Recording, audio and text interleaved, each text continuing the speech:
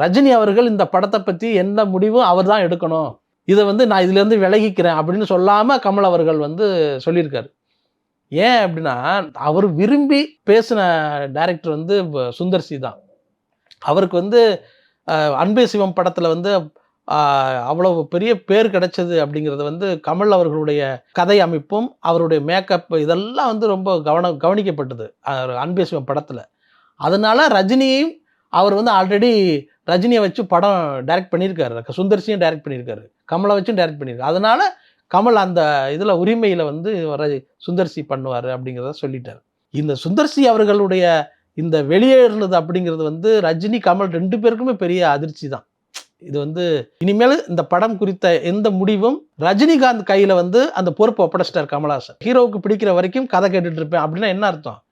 ரஜினி அவர்கள் தான் இனி கதை கேட்கணும், ரஜினி அவர்கள் தான் இனி வந்து டைரக்ஷனையே முடிவு பண்ணணும், யார் டைரக்ஷன் பண்ணணும் அவர் தான் முடிவு பண்ணணும்ட்டாரு அப்படின்னு சொன்னதுனால கமல் வந்து அதுலேருந்து வெளியேட்டார். இப்போ வந்து இந்த பொறுப்பு முழுக்க முழுக்க ரஜினி அவர்கள் பக்கம் திரும்பிருச்சு. அதுக்கு பிறகு தான் இந்த படத்துடைய அறிவிப்பை வந்து முழுக்க முழுக்க ரஜினி அவர்களை எடுத்துக்கிட்டாங்க.